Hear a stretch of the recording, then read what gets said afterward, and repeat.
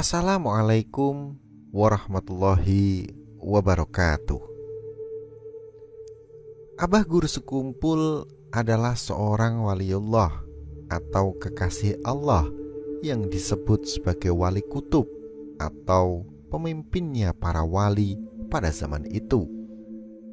Beliau merupakan sosok ulama yang sangat dekat dengan mendiang Presiden keempat atau Gus Dur. Bahkan nama Abah Guru Sekumpul konon adalah pemberian dari Kiai Haji Abdurrahman Wahid. Abah Guru Sekumpul memiliki nama asli Kiai Haji Muhammad Zaini Abdul Ghani. Berikut ini adalah kumpulan dari 7 ulama yang diakui oleh Abah Guru Sekumpul versi KKW Channel. Seorang ulama yang diakui kesalehannya, keilmuannya oleh Abah Guru Sekumpul. Siapakah ketujuh ulama tersebut? Pertama, ulama yang diakui kewaliannya oleh Abah Guru Sekumpul adalah Syekh Arsyad Al-Banjari. Syekh Arsyad Al-Banjari masyhur sebagai seorang ulama Nusantara yang diakui dunia Islam. Syekh Arsyad bahkan pernah dipercaya menjadi pengajar di Masjidil Haram Mekah. Reputasi keilmuannya sangat menakjubkan. Syekh Arsyad yang masyhur itu ternyata sudah merasakan Lailatul Qadar ketika di dalam kandungan. Kedua orang tua punya doa khusus saat itu. Kemasyhuran nama Syekh Arsyad membuat makamnya sampai sekarang sangat ramai dikunjungi berbagai ulama dan umat Islam dari penjuru dunia. Sosoknya karismatik, menunjukkan kedalaman ilmu dan batiniahnya. Syekh Arsyad lahir dari pasangan Syekh Abdullah dan Sayyidah Aminah. Saat itu kedua pasangan ini mendapati malam Lailatul Qadar pada malam 21 Ramadan 1121 Hijriah. Keduanya melihat kayu dan batu sujud kepada Allah.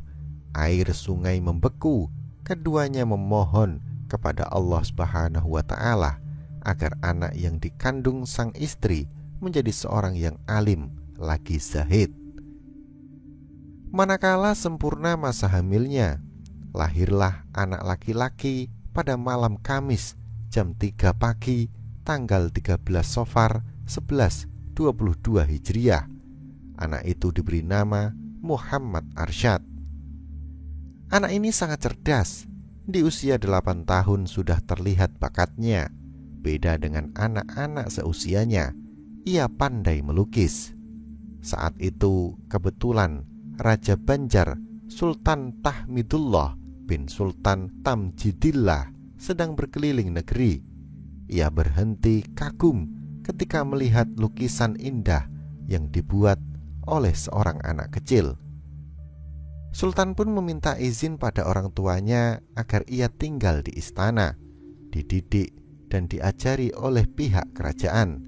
Raja menjanjikan dirinya ketika dewasa nanti untuk berangkat memperdalam ilmu agama Islam di Makkah Al-Mukarramah. Suatu malam, Muhammad Arsyad kecil tidur di istana bersama para menteri. Aneh tapi nyata, seorang menteri terbangun dan melihat jasad Muhammad Arsyad terangkat dari tempat tidurnya sekitar 1 hasta. Menteri pun langsung memegang anak ini. Arsyad terbangun lalu menangis. Ketika ditanya oleh menteri apa sebab menangis, anak ini menjawab bahwa ia bermimpi seorang lelaki yang membawanya naik ke langit. Ketika menteri memegangnya, ia pun terjaga. Anak ini dikirim raja ke Mekah ketika berusia 30 tahun. Ia menimba ilmu di Mekah selama 30 tahun, menguasai semua disiplin ilmu, hingga diberikan izin oleh gurunya Syekh Athaillah untuk mengajar dan berfatwa di Masjidil Haram. Dari Makkah, ia berangkat ke Madinah, menimba ilmu kurang lebih 5 tahun berguru dengan Syekh Muhammad Saman Al-Madani, seorang muasis tarekat Samaniyah. Syekh Saman ini murid dari Syekh Sulaiman Al-Qurdi, seorang ulama besar fikih abad 12 Hijriah. Syekh Arsyad meminta izin kepada Syekh Saman untuk ikut hadir di majelis Syekh Qurdi. Beliau pun diizinkan Syekh Saman. Suatu ketika, Syekh Al-Qurdi menemukan persoalan yang dianggap pelik. Kemudian ia memberikan kesempatan kepada semua muridnya agar menjawabnya, tapi tidak ada yang menjawab. Hingga kemudian datang sepucuk ke hadapan Syekh Al-Qurdi yang tidak lain adalah jawaban atas persoalan tersebut. Maka Syekh Al-Qurdi bertanya siapa yang menulis surat itu. Maka dijawab para santri tidak tahu, tapi didapat dari belakang. Setelah ditanya terus ke belakang soft, ternyata yang menjawab adalah Syekh Muhammad Arsyad, seorang santri baru di majelis itu. Al-Qurdi bertanya kepada santri yang menjawab ini, "Min aina anta?" Lalu dijawab olehnya, "Ana min Banjar." Kemudian ditetapkan oleh Al-Qurdi, "Anta Banjari." Beliaulah yang kita kenal dengan nama Syekh Muhammad Arsyad Al-Banjari. Al-Qurdi kemudian meminta kepada para santri agar mencium tangan Syekh Arsyad dan menyatakan bahwa Syekh Arsyad adalah muridnya yang paling alim. Setelah kejadian ini, Syekh Arsyad diminta Al-Qurdi untuk duduk di depan dalam majelisnya, kembali ke Lailatul Qadar. Ketika bertemu Lailatul Qadar, Syekh Arsyad meminta agar diberikan zuriat yang alim lagi soleh hingga 7 turunan. Dalam karya monumentalnya Sabilal Muhtadin, beliau mengutip pendapat Imam Syafi'i bahwa di 10 malam terakhir hendaklah iktikaf, memperbanyak ibadah, sedekah, dan membaca Al-Quran. Dan di siang harinya mengisi berbagai ibadah dengan penuh keikhlasan dan sungguh-sungguh, karena malam Lailatul Qadar itu lebih baik dari 1000 bulan. Dalam hadis Nabi dijelaskan, siapa yang menghidupkan malam Lailatul Qadar dengan ibadah karena iman dan mengharap keridhaan Allah, maka Allah ampuni dosa-dosanya yang terdahulu. Hadis Bukhari, Muslim, Ahmad, Tirmidzi, Nasai, Abu Dawud dari Abu Hurairah. Aisyah, istri Rasulullah, bertanya, "Wahai Rasul, bila aku menemui Lailatul Qadar, doa apa yang mestinya aku panjatkan?" Rasul menjawab, "Allahumma innaka afuwun karim, tuhibbul afwafa fa'fu anni." Hadis riwayat Tirmidzi, Ahmad, dan Ibnu Majah. Di antara tanda-tanda Lailatul Qadar yang disebutkan dalam Sabilal Muhtadin antara lain: 1. Malam itu tidak terlalu panas. 2. Tidak terlalu dingin. 3. Pada keesokan harinya matahari terbit warnanya putih bersih. 4. Tidak banyak mengeluarkan cahaya karena banyaknya para malaikat yang turun dan naik ke langit. Karena itu cahaya matahari terlindung dengan sayap malaikat dan dengan tubuh yang halus. 5. Tidak diketahui malam Lailatul Qadar melainkan orang yang tahu tentang ciri malam Lailatul Qadar. Selanjutnya, kedua, ulama yang diakui kewaliannya oleh Abah Guru Sekumpul adalah Kyai Hamid Pasuruan. Karomah seorang waliullah bisa terjadi dalam dimensi yang beragam, baik di dimensi lahir maupun di dimensi batin. Demikian juga dialami waliullah Abah Guru Sekumpul. Saat masih muda, Abah Guru Sekumpul sudah dikenal sosok istimewa yang punya batiniyah cemerlang. Namanya juga sudah dikenal luas oleh para ulama pada zamannya. Abah Guru Sekumpul tetap tawadhu dan rendah hati kepada siapa saja. Berikut ini adalah kisah tentang perjalanan ruhani Abah Guru Sekumpul yang menggetarkan siapa saja yang membacanya. yang menggetarkan siapa saja yang mendengarnya. Guru sekumpul melesat dalam perjalanan gaib melewat ruang dan waktu.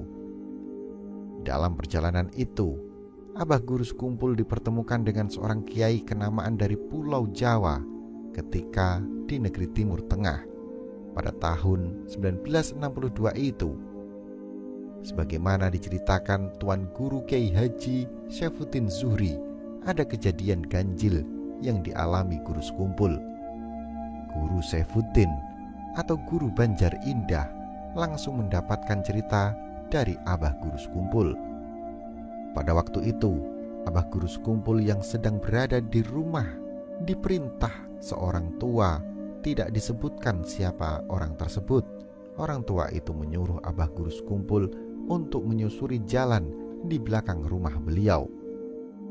Mendapati perintah itu, Abah Guru Sekumpul pun kemudian memasang baju dan menyusuri jalan yang ditunjukkan orang tua tersebut. Setelah ditelusuri, ternyata Abah Guru Sekumpul tak lagi melihat rumahnya. Di tempat baru tersebut, beliau duduk dengan penuh keheranan, hingga kemudian dipertemukan dengan seorang tua lainnya. "Berjabat tangan aku dengan orang tua itu," ujar Guru Syaifuddin, meniru perkataan Abah Guru. Orang tua itu kemudian mengajak Abah Guru Sekumpul berziarah ke makam Syekh Abdul Qadir Al-Jailani. Rupanya tempat baru itu berada di Irak. Guru Sekumpul pun bertanya kepada orang tua tersebut, "Kamu ini siapa?" "Aku Abdul Hamid Pasuruan," kata orang tua itu menjawab. "Kamu siapa?" tanya Kiai Hamid Pasuruan. "Ulun atau saya dari Kalimantan Selatan, Keraton Zaini bin Abdul Ghani." "Oh, santrinya Kiai Syarwani ya," kata Kiai Hamid Pasuruan. Kiai Syarwani Abdan adalah murid Kiai Hamid. Kiai Syarwani asli dari Martapura, tapi kemudian pindah ke Bangil Pasuruan dan mendirikan pesantren dengan nama Pesantren Datuk Kalampayan. Setelah berziarah dan berjabat tangan, Kiai Hamid kembali hilang. Guru Sekumpul pun kembali kebingungan. Beliau sempat berpikir untuk meminta pihak kedutaan Indonesia di Irak untuk memulangkan beliau ke kampung halaman. Saat duduk-duduk sembari berpikir untuk pulang, seorang tua kembali datang dan menyapa Guru Sekumpul dengan bahasa yang beliau pahami. "Nang, nyawa hendak kemana? Kamu mau kemana?" kata orang tua itu. "Pian ini siapa?" "Aku urang. Kita jua di Masjid Martapura." "Aku orang kita jua di Masjid Martapura." "Aku adalah Abdul Qahir, anak Datu Bedok, seorang jin anak dari jin Islam yang bernama Bedok atau Badakut. Badakut adalah murid dari Syekh Muhammad Arsyad Al-Banjari. Umpatkah ikam nak bulik lawan aku? Mau ikut pulang denganku?" "Kada wani, tidak berani," ujar guru. "Busyah gugur, takut jatuh, mati. Pian terabang, sampean bisa terbang." "Kesini saja," ujar Abdul Qahir. "Kamu tadi berangkat mulai belakang rumah, tembus di belakang pauduan, tempat wudhu. Masuk aja di situ." Guru Sekumpul pun kemudian menyusuri tempat dan jalan di mana beliau datang. Tanpa dikira, beliau kembali sampai di depan rumah beliau. "Itulah setengah perjalananku nang masuk-masuk ke alam gaib," ujar Guru Syaifuddin kembali meniru perkataan Abah Guru Sekumpul. Ketiga, ulama yang diakui kewaliannya oleh Abah Guru Sekumpul adalah Kiai Haji Syarwani Abdan atau Guru Bangil. Pesan terakhir Guru Bangil yang menggetarkan Guru Sekumpul, "Apa saja kebaikan itu maka kerjakanlah. Tidak usah minta izin dan tidak usah melapor." Inilah pesan terakhir Guru Bangil. sapaan akrab dari Kiai Haji Syarwani Abdan Al-Banjari.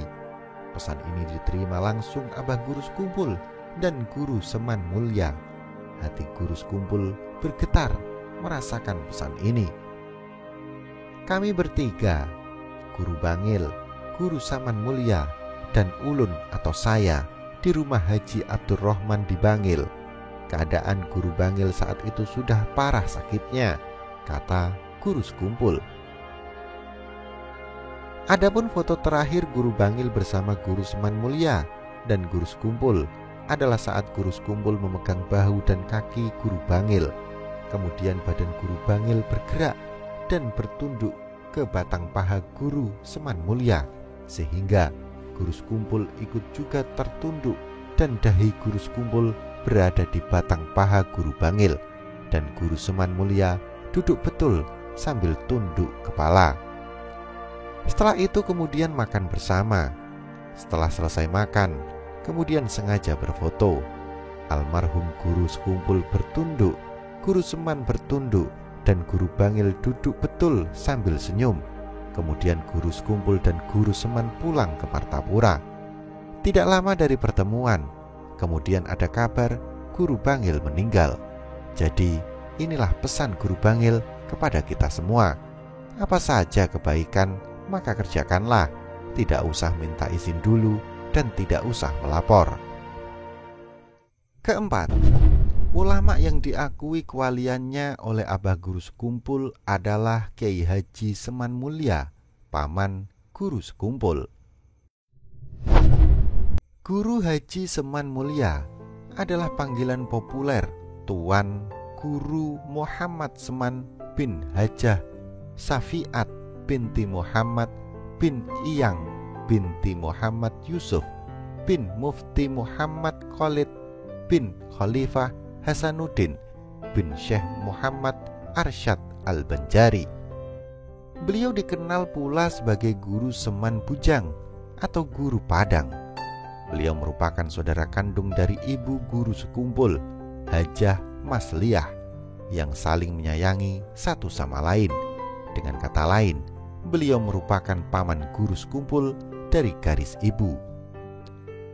Beliau belajar ilmu agama dengan banyak guru di Martapura, terutama sekali dengan Tuan Guru Kasyiful Anwar yang waktu itu menjadi guru pula dari Guru Tuha atau Tuan Guru Abdul Qadir Hasan, Guru Bangil Tuan Guru Syarwani Abdan, dan Guru Anang Tuan Guru Anang Sya'roni Arif. Kemudian ketika di Mekah, beliau banyak berguru kepada para syekh di sana, terutama kepada Syekh Syaifullah Turki, bersama dengan Mu'allim Syukur atau Tuan Guru Abdus Syukur dari Teluk Tiram Banjarmasin, dan Guru Mahfud atau Tuan Guru Mahfud Amin dari Pemangkeh, Barabai. Beliau bahkan dikatakan Guru Sekumpul sebagai khalifah dari Syekh Syaifullah Turki. Beliau disebut Guru Bangil sebagai ulama yang sangat dicintai bubuhan Martapura. Habib Ahmad Bafakih menyebut beliau sebagai ulama yang pandai bersyukur, tidak pernah gelisah dan kecewa dalam urusan duniawi. Guru Kubah atau Tuan Guru Munawar mengatakan beliau terkenal sebagai ulama yang disegani oleh para muridnya. Guru Sekumpul sendiri menyebut pamannya ini sebagai ulama yang ahli berbagai bidang ilmu agama, tetapi beliau tawadu atau rendah hati, tidak mau menampakkan keahliannya ini. Beliau sangat menyayangi Guru Sekumpul sebagai keponakan, seperti melebihi anak kandung sendiri. Ingin atau memang sudah melihat secara kasaf bahwa keponakannya ini akan menjadi ulama besar, sehingga beliau sangat memperhatikan pendidikan Guru Sekumpul dengan seksama dan secermat-cermatnya. Untuk itu, terkadang menguji keilmuan Guru Sekumpul dengan cara tanya jawab secara langsung berhadap-hadapan. Atau beliau menyuruh Guru Sekumpul untuk mendalami satu bidang ilmu kepada ulama tertentu yang ahli bidang itu. Bahkan untuk kematangan dan pendalaman ilmu bagi Guru Sekumpul, beliau sampai rela minta pada guru di Pondok Pesantren Darussalam agar tidak menaikkan kelas atas keponakannya itu. Padahal Waktu itu, nilai seluruh pelajaran yang diujikannya pada guru sekumpul hasilnya jayyid jiddan atau sangat baik. Ketika guru sekumpul mulai membuka majelis di kampung keraton, beliau bersama guru Rosyad siap pasang badan menghadapi orang yang ingin menjahili atau mengganggu guru sekumpul. Guru sekumpul mengatakan lagi bahwa beliau ahli kholwat.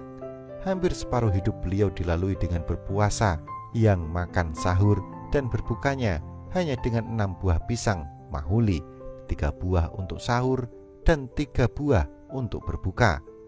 Beliau meninggal pada hari Selasa, tanggal 25 Jumadil Akhir saat melaksanakan sholat subuh.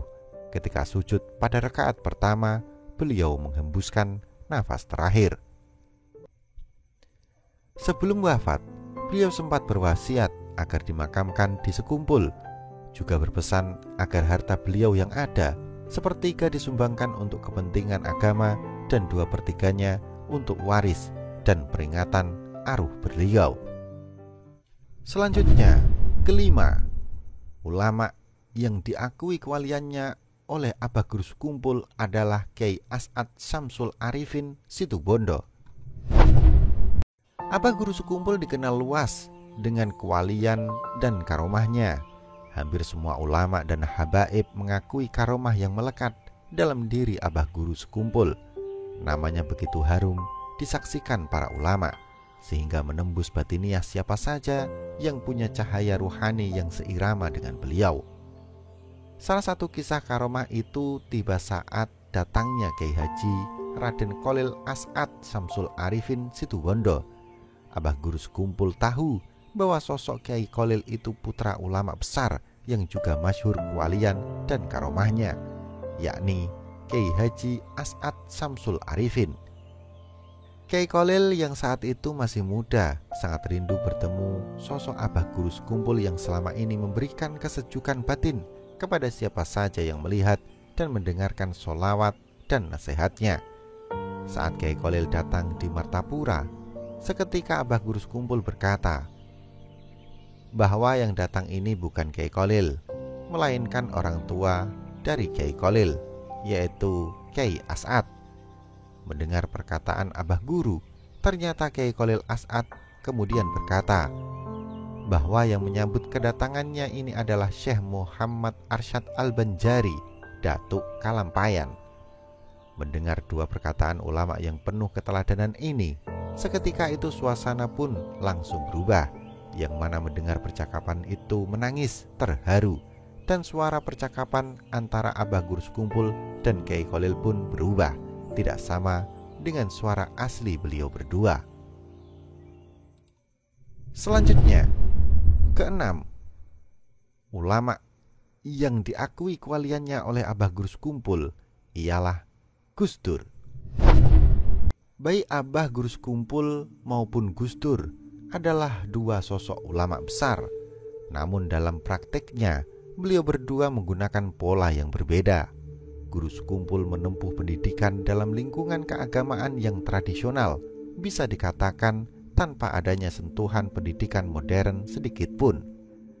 Pada awal-awal Guru Sekumpul berdakwah, beliau dipercaya oleh para guru-guru untuk memberikan pengajian sendiri. Awalnya, beliau membuka pengajian di kampung keraton. Namun karena semakin besar dan semakin banyak jamaah yang hadir, beliau lalu pindah ke kawasan yang relatif lebih sepi.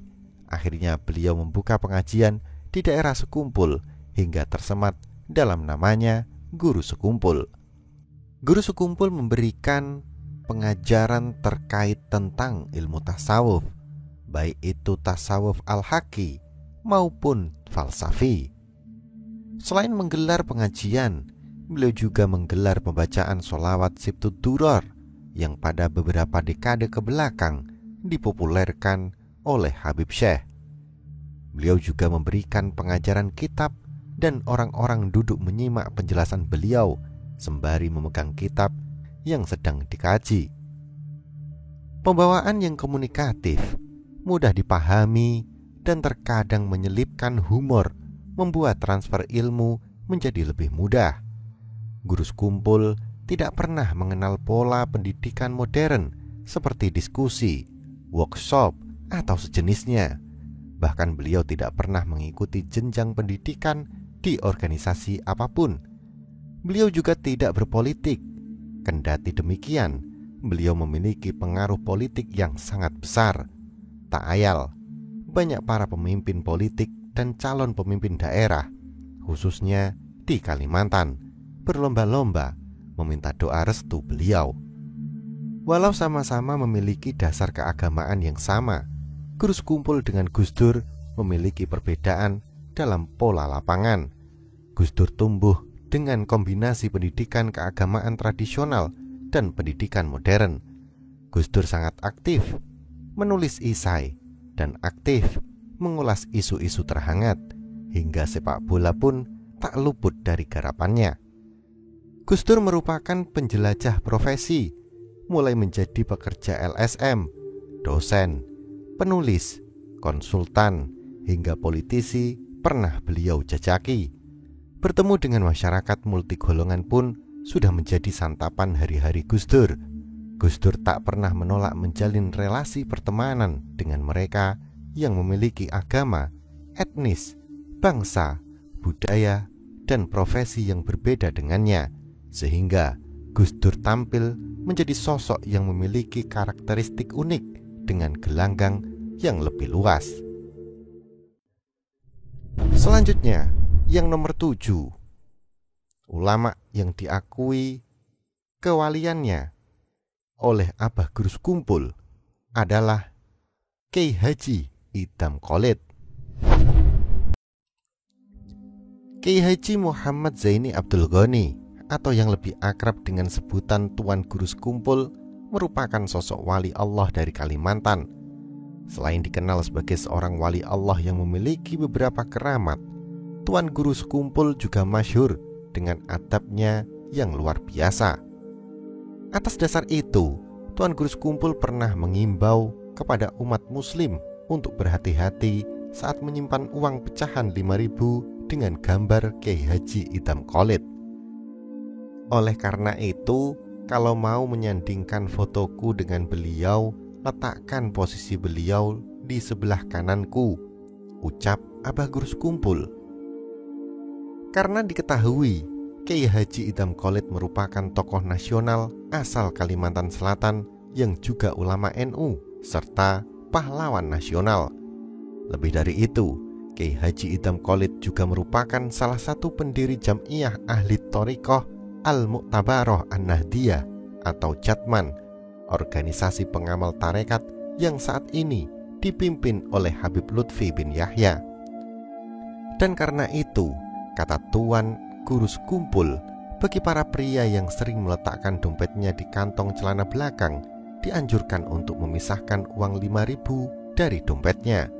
Hal itu tak lain karena dikhawatirkan foto Kiai Haji Idham Khalid akan diduduk tak pantas rasanya jika menduduki foto seorang wali Allah. Kiai Haji Idham Khalid merasakan betul penderitaan dalam proses perjuangan melawan penjajah. Pada era kemerdekaan, ia pernah mengalami pedihnya siksaan saat ditangkap oleh Belanda dan dijebloskan ke dalam penjara. Karena itu, sangat pantas gelar pahlawan diberikan kepadanya. Siksaan kaum penjajah itu pun berdampak pada pembengkokan tulang yang dialami setelah usia senja. Hal itu diungkapkan Kiai Haji Idham Khalid dalam buku yang berjudul Napak Tilas, Pengabdian Idham Khalid, Tanggung Jawab Politik Nahdlatul Ulama dalam Sejarah.